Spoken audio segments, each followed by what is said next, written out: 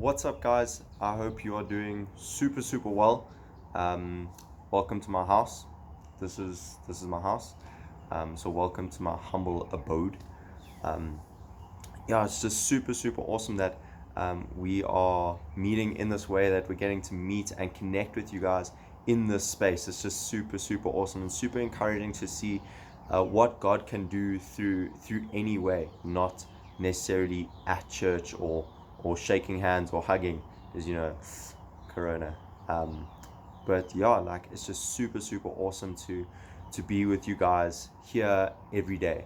Um, so yeah, we're just gonna dive straight into it today. So if you guys watched the first two videos, so on the first day, Charles spoke about what prayer is, but about what is it, what actually is prayer, and we spoke a bit about that.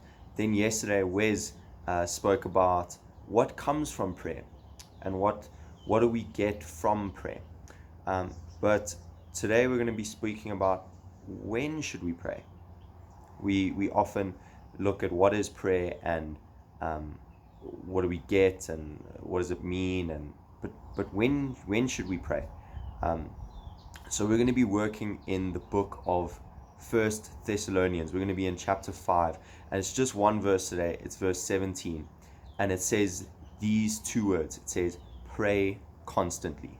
That's it. Pray constantly. This is Paul writing to the church in Thessalonica, right? And that's all he's saying. He's saying, pray constantly.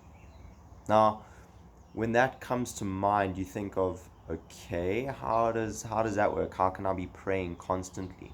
And that's what we're going to look at today. So I think a lot of us get caught up in routine and like our mundane day-to-day things. Like, what do we have to do every day? Like we get so busy with whether it's sport or school or friends or family or whoever it might be. We just get super busy, and we often use the term, yeah, I'll fit God into like this time. I'll make time for God, or I'll try to fit him into my schedule. And the thing is, God doesn't work like that. Unfortunately for you, God doesn't work like that. Or fortunately. So that's what we're going to look at. And if you look at what prayer is, if you understand what prayer is, then you begin to live a life of prayer. And that's what we're going to look at. So three things that prayer points to is, the first is an intimacy with God.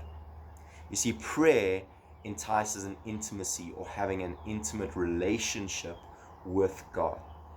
We see this in Matthew 6, Jesus talking to his disciples, saying that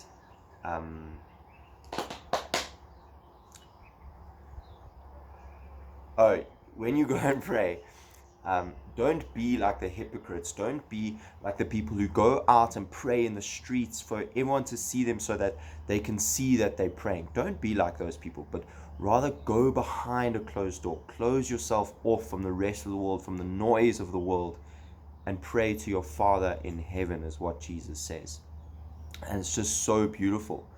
So I think, like, whatever that might mean for you, whether that might mean going to your room and closing your door so your brothers and sisters or your mom and dad or whoever doesn't come knocking and bugging you, or whether that means going into the bathroom and closing yourself. Maybe you've got a family of like 10 gazillion or whatever, and the only place they'll leave you alone is when you're in the bathroom or on the toilet. Well, I ain't gonna ask questions, but maybe that's what you can do. But it's an intimate relationship with God. That's what prayer is.